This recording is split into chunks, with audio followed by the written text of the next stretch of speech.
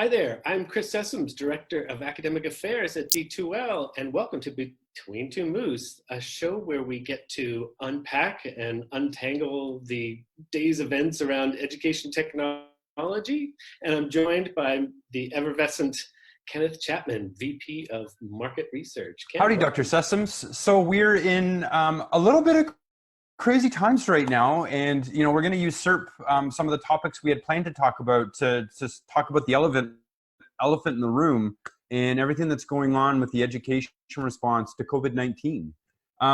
Starting off, Chris, how are you doing? How's your family? How's your health? How's everything? Oh, thanks, Ken. Thanks for asking. I'm doing okay. My family's doing all right. Everybody's quarantining in place. My wife is an instructional designer for a university, so she's working. She finished up last night at 1 o'clock, so she's been burning the midnight oil for sure. Yeah. How about you, Ken? How's everybody in your household? Well, my internet's down at home, so I'm in my in-laws' basement, keeping contact away from them. My children who are now at home are doing things like building face masks for the moose. So as a result of that, I'm actually actively trying to get my children's small school up and online. So I'm starting to see firsthand just the immense challenge of taking a fully face-to-face and classroom curriculum and trying to find elements of it that can keep some learner interactivity and to do some level of engagement. This is hard work. This is hard times, Chris. As for our audience, what are things that they should start thinking about here? That's a great question. I look at my inbox, Ken, and I see one email after another from organizations and restaurants that I've visited, all saying, what can we do to help you? What can we do to make things better for you? And I feel like the response overall by a lot of folks has been, what can we do to help? Yeah. It's a really, I hate to say that tragedy brings us together, but in this sense, I feel like it really is bringing us together. Going online is tough, and especially if you don't have any experience with it, especially if it's something that's just something you've never really spent a whole lot of time or interest with. So making the first step is pretty steep, and there's a lot of things to think about, and I can see faculty feeling rather overwhelmed at this stage, trying to figure out how to move courses online. I'm watching my son's school. My son is at University of Maryland, Baltimore County. We call it UMBC, so I struggled to think, what was it called? And his school, their semester they're trying to figure out how to finish the semester. So they're experimenting with streaming the lectures and really just taking baby steps. And I think the key, Ken, is to keep it simple. Don't try to boil the ocean. Don't try to do everything. Just try to concentrate on, I want to say, communication strategies. How can you communicate with students and keep that going? I know, and real quick, I know that, for example, when the University of Phoenix first went online many years ago, they didn't really go online. They went on email. And the first MBA program that was an online MBA program was really just an email exchange. So even those basics are really helpful. And as long as it's being communicated clearly with students that, hey, we're going to be emailing back and forth, that might be a great first step if you're not ready to turn on cameras and things like that. Yeah, absolutely. I mean, keeping it simple and recognizing the gravity of this emergency situation is really important. A lot of times when we're on Two Moose, we're talking about the really elevated online learning and some of the best practices. And we have to recognize in this time of crisis, and everybody out there that's feeling that anxiety, this is not normal. You can't hold yourself to the standards of a 5-star hotel when you're setting up cots in a gym. And I mean, really, that's what a lot of educators are trying to deal with right now. How do we just keep things moving and have some semblance of normalcy when we're making these big disruptions? And I think what's really important is to try to swallow the elephant and to think about all the things. Your whole course and your whole curriculum is really challenging. What's the next activity? What's the next thing that you were trying to accomplish with your students? The next lesson, the next idea you're trying to get across. the next way of creating an interaction or a connection with your students.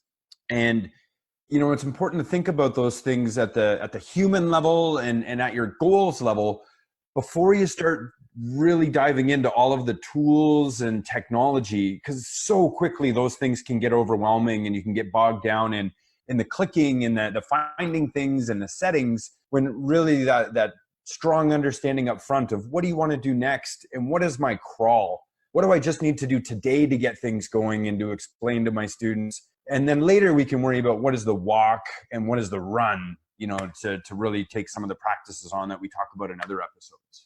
That's a great point, Ken. One of the things I was thinking about was, in my son's case, they're talking about going to pass-fail for the rest of the term because they're really worried about adequate ways of grading students and assessing students.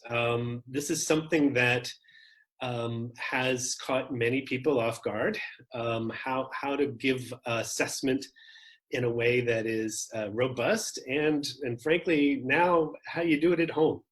So the take-home exam is now the thing on the tip of many professors' lips here in the university world, in colleges, trying to figure out how am I best going to assess my students. So I'm happy to see a lot of folks trying to, they really are embracing the keep it simple idea. I think educators recognize the challenge in front of them. So as you said, thinking day by day, I really like how you frame that, Ken, thinking day by day, taking it one step at a time.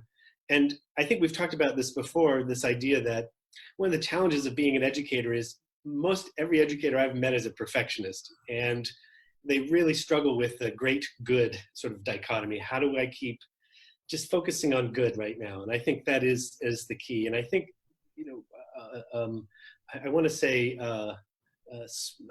not smarter heads will prevail, but if you slow down, take a breath, think about it. No need to respond in that level one area, where we just knee jerk. I think the important part is we have a chance to slow it down a little bit and think about it. Yeah. And then look at what our peers are doing, see what our other folks are up to, and reach out and ask people, what do you recommend? This is a chance to build a little more learning community. Chris, I couldn't agree more. And I'm actually, this is where I love being part of education, because those communities are self-organizing and so passionate.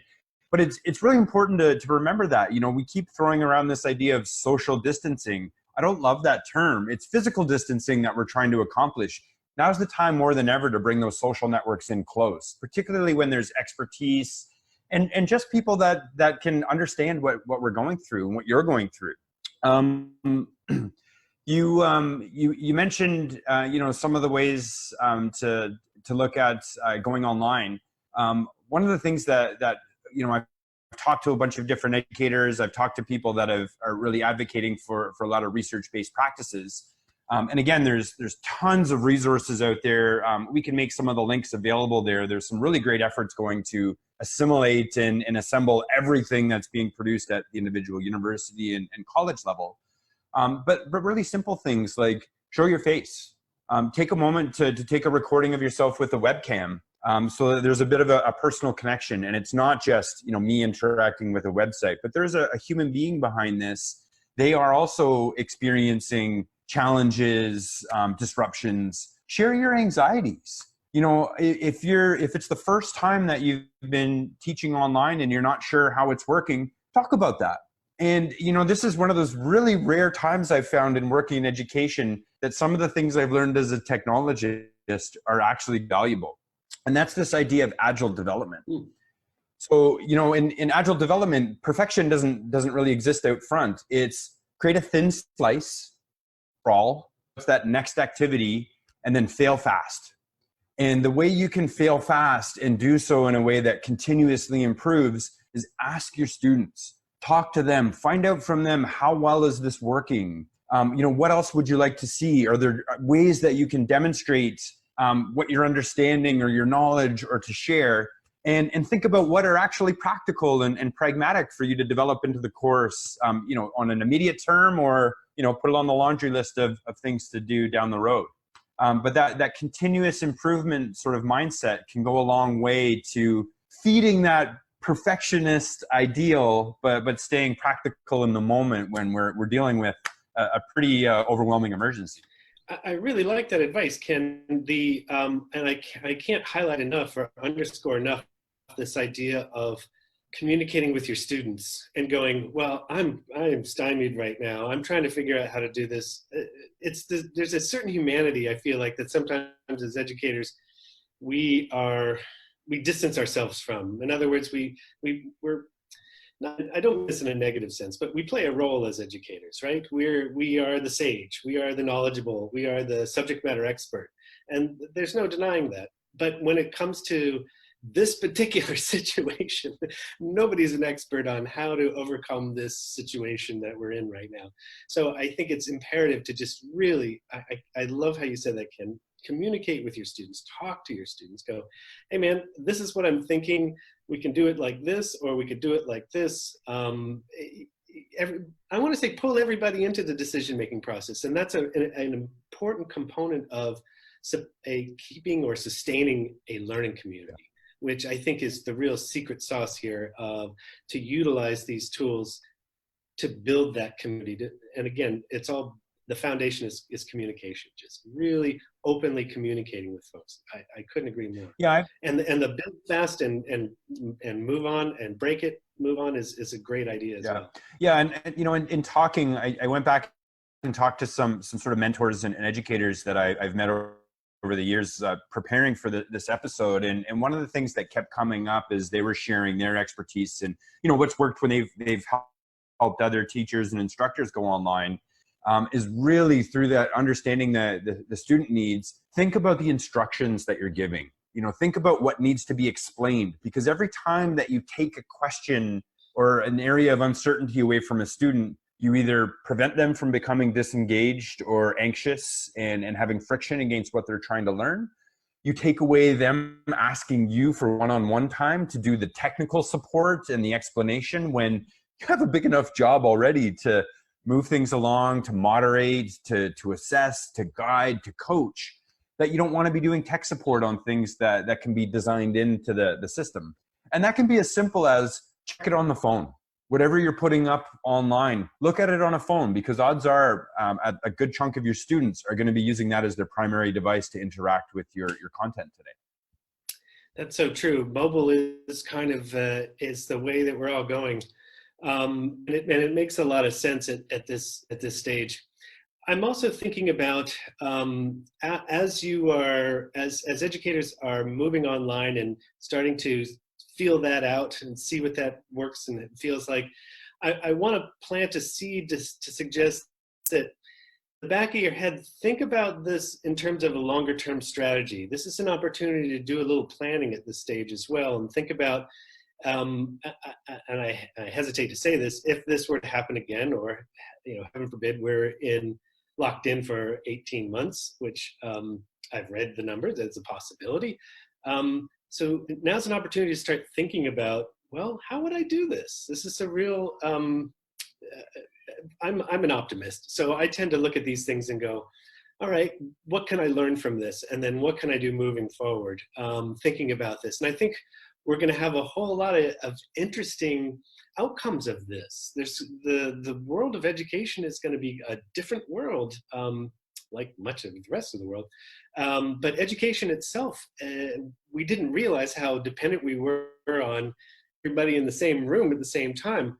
I work with a lot of online schools, so they're just kind of going, it's business as usual, but they're also planning sort of down the road as well as what content is going to be most relative for students. But for schools that are primarily focused on face-to-face, this is a big wake-up call. And it's an opportunity, I feel like, for educators to, I dare say, embrace the chaos and begin thinking about just imagine what if you could do it any way you want.